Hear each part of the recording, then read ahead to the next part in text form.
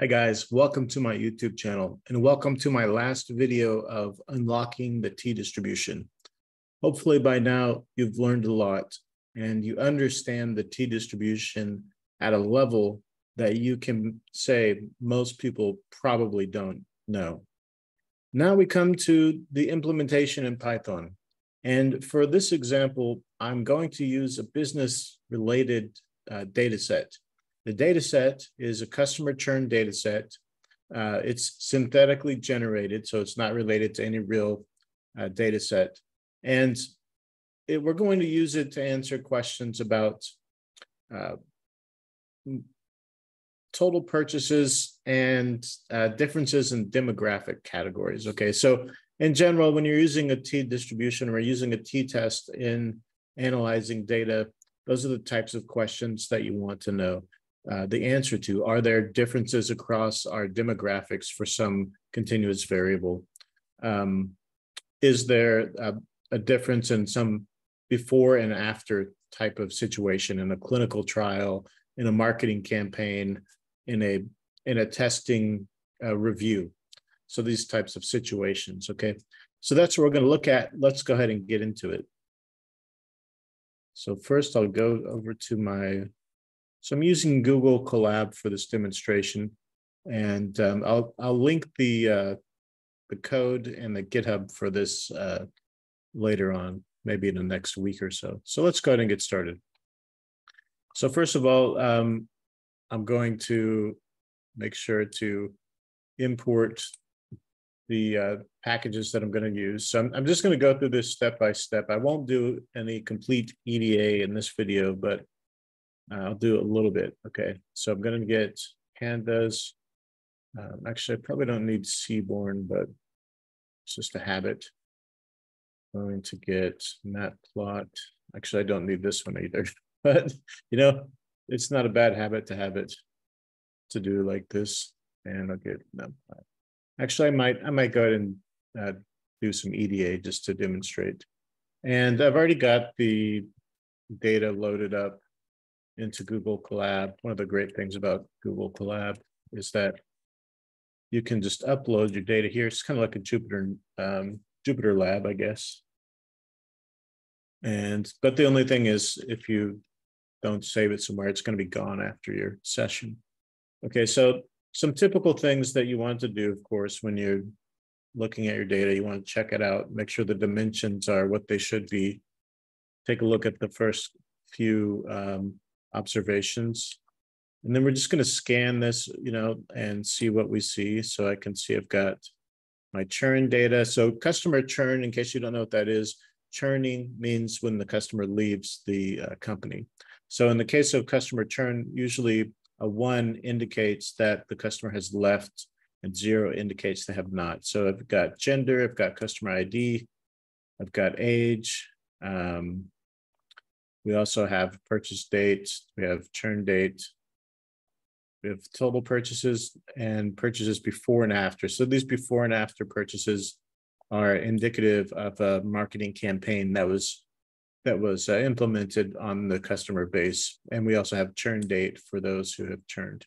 And actually because this data is synthetic, you can see that even those who haven't churned, I think they might also have a churn date. Actually, their churn date is like the last day of the collection period. So the last day of the collection period of the data. I just did that because I didn't want to have missing values. Okay, so it's fine though. All right, so then let's go ahead and take a look at all of our data types and see if we have any missing values. And I'm pretty sure we don't, because I made it not have any. But we do have some issues with the dates here. And also the churn should be a category, not an integer. So I'm just going to go through here and do a little bit of pre-processing. So I want to make sure that the churn is recognized as a category, because maybe I want to look at the counts, you know. So do as type. I'm just going to make it a string for now. And now if I want to look at my value counts for the churn, I can go ahead and do that. and it will tell me the information that I want. Okay, so I've got 70 not churned, 30 churned. Okay, and now let's look at our, let's see, the churn date. So actually, yeah, so we probably want to turn these into dates. So let's go ahead and do that. So I'm going to get my churn date, and then I'm going to turn this into a date instead of, what is it, an integer or something now. So I'm going to use the pandas function to date. And then I'm also going to do the same thing for purchase date.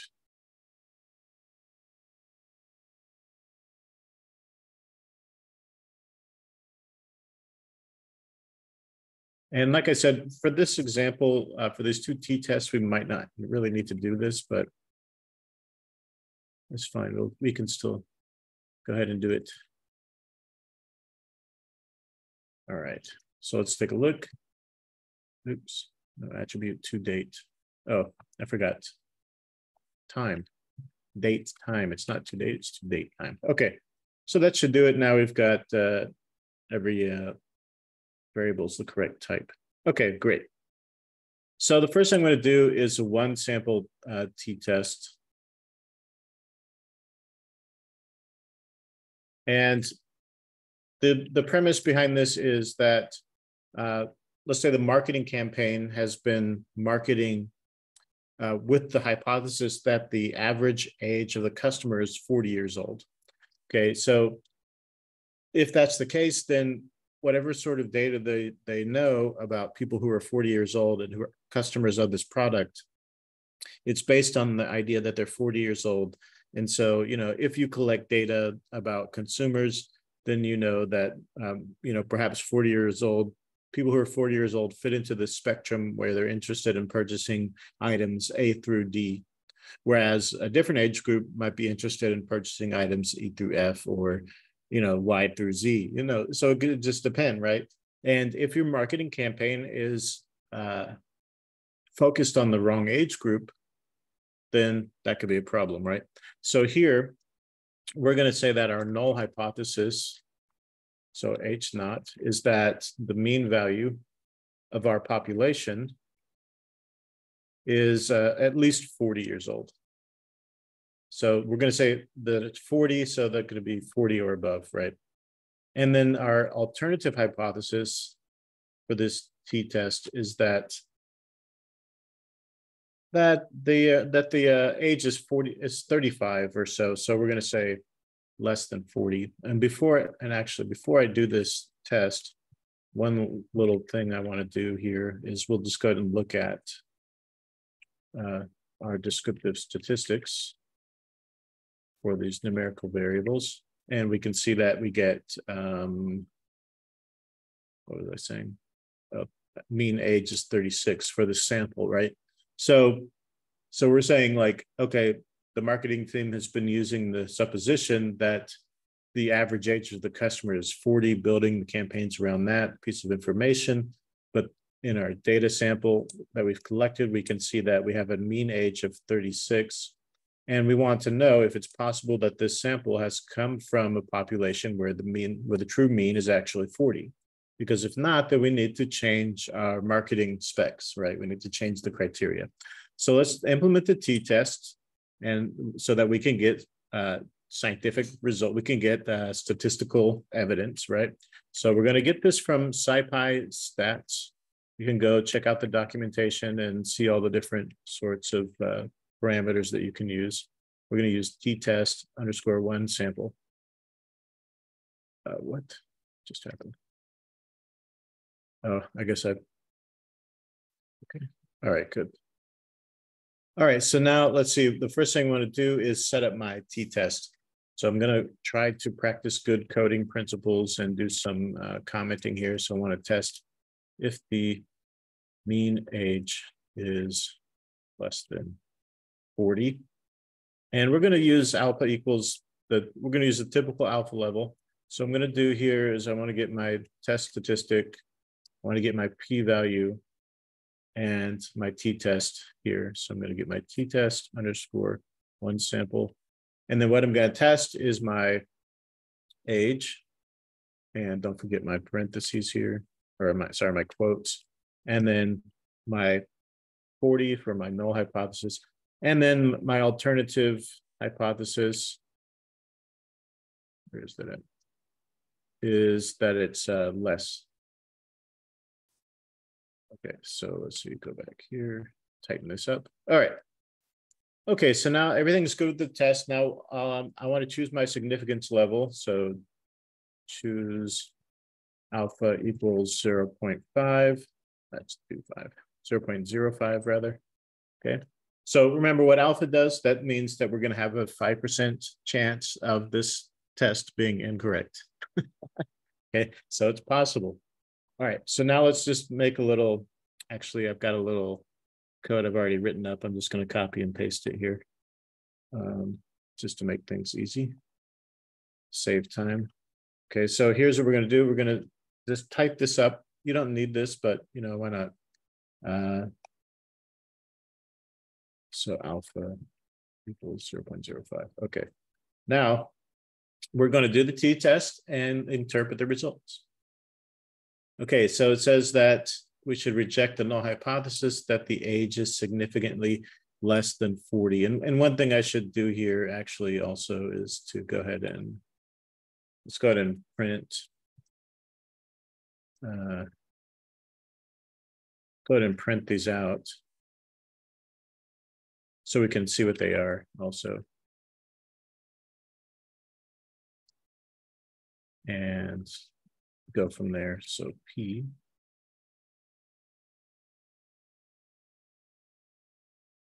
All right. So yeah, we can see that p-value is definitely well under the significance level of 0.05. And our t-score is negative 3.6. Now, I'm not really doing the method where we're looking at the critical value just because you don't need to with this. You can just extract the p-value from the test. Okay, so let's interpret the results here.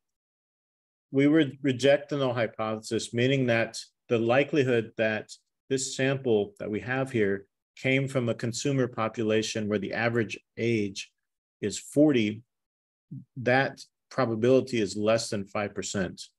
I mean, so less than 5. Yeah. So the probability that this data came from a consumer population where the average age is less than 40% is 95% probability.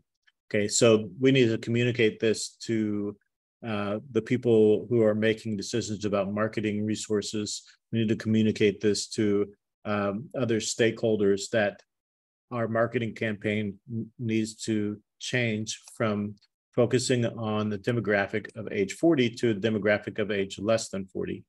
And then we could actually probably want to do a confidence interval and try to narrow down on what age we're interested in. So, okay, so that's the example of the one sample t-test. Now let's go to the two sample t-test. And for the two sample t-test, it's pretty straightforward. We're interested in the differences between demographic categories. Okay, so two sample, we'll say independent. Okay, so yeah, in this case, we want to look to see, is there a difference between some continuous variable, the mean continuous variable between two demographic categories? In our case, we happen to have male and female, or do we? Where is it? We have gender here? Yeah, we have gender. So we have male, female categories. So we're going to test if the mean value of total purchases is different between male and female gender category here. Okay, so first of all, let's state our null hypothesis. So our null hypothesis is that there is no difference. So in other words, we would say that the mean of the total purchases, and I'm just going to do it like this, mu underscore m male is equal to mu underscore female.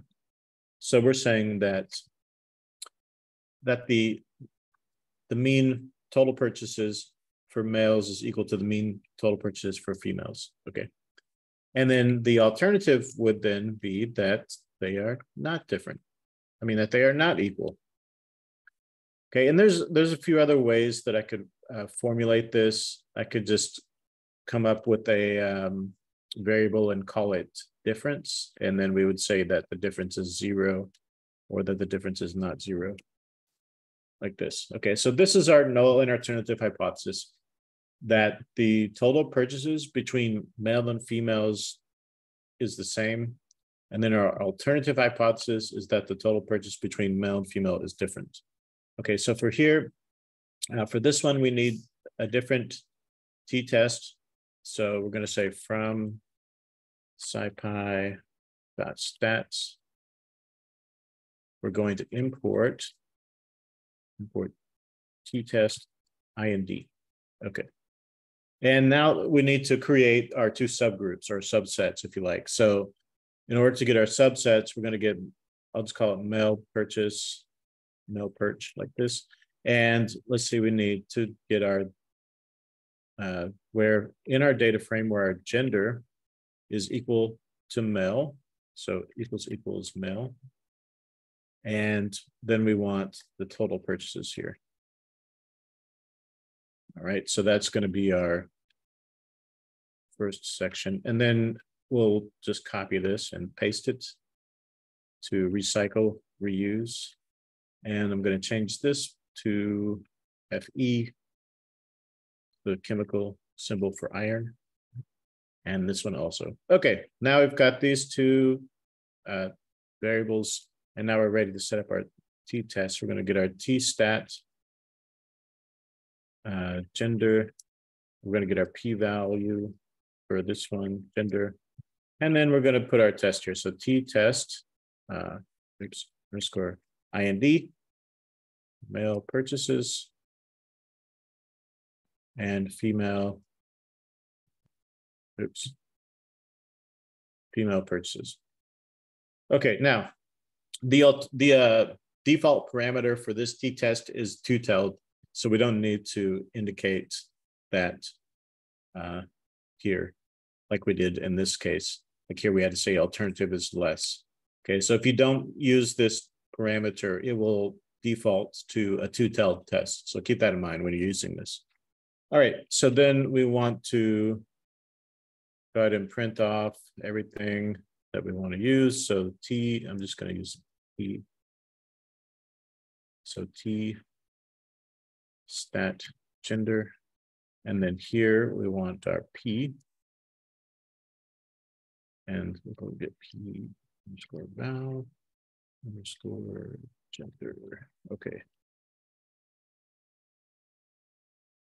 Every time you try to do one, it makes two. Something is wrong with this. What is it? It's the comma, right? Or is it not? Oh, it's this. I don't need that. What is that? I don't know. Okay. So now let's see. We can do this. I'm going to copy and paste this again because why not save a little time? So I've just got this little statement down here. Okay. But everything's ready to go. So we can run the code and we get a t-score of 1.9 and a p-value 0.59. That's very, very, very close, right? But nevertheless, it's not enough to reject the null hypothesis because it's not less than 0.5. So in this case, we would say that we do not have enough evidence to say that there's a significant difference between the total purchases of male and female customers. Okay, so it's very close though, but you know, not close enough. It's not good enough. If you're an academic researcher, this would really make you probably crazy. All right, so we don't need to alter our marketing campaign to focus on one or the other demographic categories. And this is just one example of a demographic category. Of course, you could have many others to choose from. All right, so then our last example here, and then we'll wrap it up, is for the two sample paired And this is in the case, of course, you know, the two sample paired test is typically, you can think about before and after. So in this case, we have a marketing campaign was implemented. And we want to know if it increased the increased purchases or not.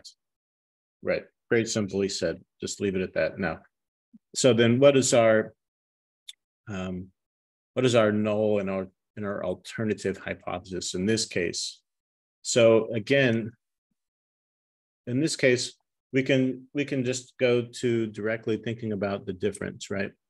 So our null hypothesis, where is the, oh, there it is. Our null hypothesis is that the difference, and I'm just going to use D for difference, okay? The null hypothesis is that the difference is equal to 0. All right. So we're saying like the marketing campaign didn't do anything. Easy, right?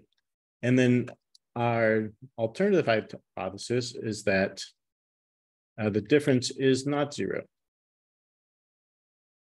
And actually, we probably want to say that it's greater than 0. But then we would have to change this. So I'm going to just say not 0. Okay. So then from here, and I'll show you more about what this looks like. Okay, so right now, if we go back to our descriptive statistics here, you can see that, let me just grab this here. You can see that we've got definitely in the total before purchases and total after purchases, it does look like there's a difference in the mean value. And just to support that, we should also look at the median, because you can see the medians are much closer, right? But there does appear to be a difference in the mean values. Now, this alone, and I tell people this all the time when I'm teaching data science courses or when I'm teaching statistics, this alone is not enough for you to go back to your marketing team or to your other stakeholders and tell them that the marketing campaign failed. If you only look at this, you will run the risk of being wrong and then misallocating resources and making yourself look like you're not professional and everything like this. Okay, it's a very silly mistake to make. You have to do the t-test, because just looking at the numbers is not enough to know whether or not there's a significant difference. Okay, and well, I didn't do the group by anything with the male and female, but we could look at that, and you know, there's a good chance they're not equal. The differences are not equal. So now there is like this issue here where the median is smaller than the mean, and that could be interesting, but that's for a different topic, right? Okay, so hopefully that makes sense to you, and you understand that just by looking at these numbers alone, or just by looking at a bar chart and you see one's bigger than the other, that it's not enough to conclude that there is a significant difference. You need to do the statistical test, okay, to be certain, at least 95% certain, right? So don't put yourself into a situation where you where you mess it up. Okay, so we're saying a marketing campaign was implemented. We want to know if it increased purchases. So actually I need to say like this, that less than or equal to, actually I want to just do like this, LE, okay. And so we're going to say greater than. Okay, so that's actually more correct about what I was saying here, at least. But let me actually, I'm going to do it like this, and you'll see why later on. So marketing campaign was implemented. We want to know if total purchases, if the purchases changed. How about that? That's more general, right? Purchases changed. And now I can go back to my previous. So there we go. Yeah, I like this one better. Okay, and you'll see why here in a moment, I think. Okay, so here's our null hypothesis and our alternative hypothesis. Okay, so let's go ahead and do the implementation from scipy.stats. We want to import this time t-test_rel. Okay. Now let's go ahead and get our set up our unpacking here. Paired, p-value paired. And then we want our t-test rel. So we're going to get df. We've already got these categories, so that's fine. Total purchases before. And then we need df total purchases after. Okay, and we're going to print off our statistics. So I'm going to use the F string here. And one other thing I'm going to do, because I don't want to keep typing this, I'm just going to grab these. Oops. Thank God for Control Z, you know? That thing really saves the day so many times. Okay, so like this. And then let's get my p-value. I can use the, yeah, that's true. All right, there we go. All right, so that's everything. And something's wrong. What is it? What is the problem? I have this little thing here. Oh, because, oh yeah, okay. And let's try that again. Because you use regular parentheses or brackets, however you want to call it. All right, so here we go. Let's go ahead and run this test. Okay, and now we get p-value less than 0.05. Okay, why did I do it like that? I should do it like this. Equals.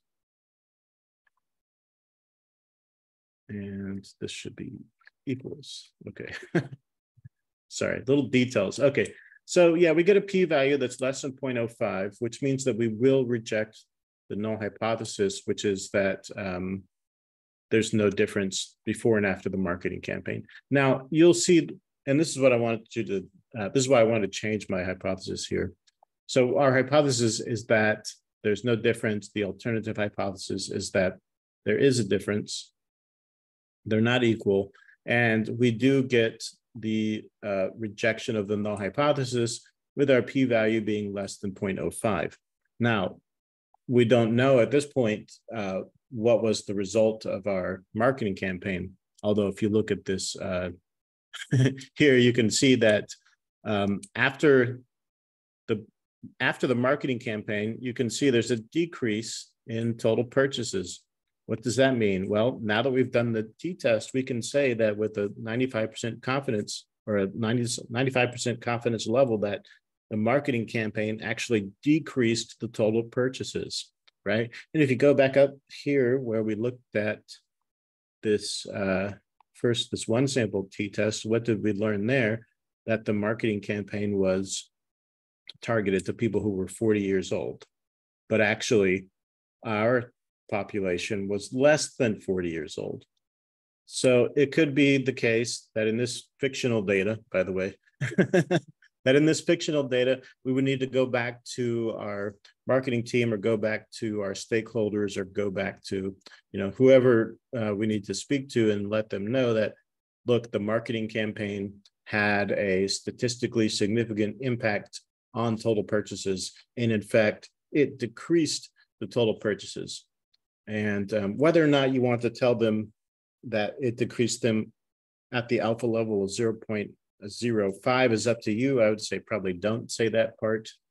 But you can say that there's been a problem with the assumption about the age of the customers in these two demographics, male and female, and that that could be related to, although we don't know for sure, right? It could be one of the causes that our marketing campaign actually decreased total purchases. Now, of course, you might want to go ahead, you would have to go ahead and do like more investigation to figure out, you know, if that thing alone caused problems or not. But okay, so hopefully you understand now everything about the t-distribution, from where it came from, how it's derived, how to calculate it manually, what the PDF looks like, like everything about it. And now you've seen it used in a business case scenario, and you can also, you know, look at this code and use it to implement t-tests in your own analyses. So that will be the end of this series, although I'm considering doing 2 more videos. One of them has to do with how we use a t-test to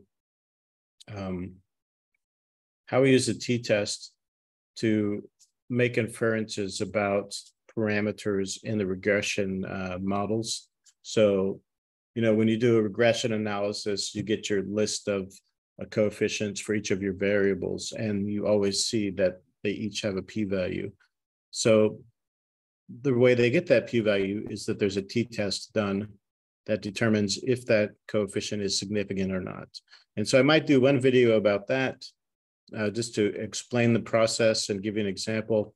And then I'll probably do one other bonus video about when you do a correlation test, there's also a t-test involved in that to determine if the correlation, if the R value is statistically significant between the variables. Okay, and then after that, I think I'll be finished, probably, as far as the t-test goes. Okay, so this started off as a assignment, and it turned into something bigger. But hopefully it's helpful to you. And also, last thing, and then I'm going to stop recording. I've got one video coming out very soon, and this video is going to answer the question, what are the top 3 questions you can ask your data in your EDA when you're dealing with churn data, when you're dealing with market segmentation data, and so forth. Okay, that's it. Hopefully this helps. Put your comments, suggestions, or if you notice a mistake or misunderstanding on my part in the comments below. Thanks for watching.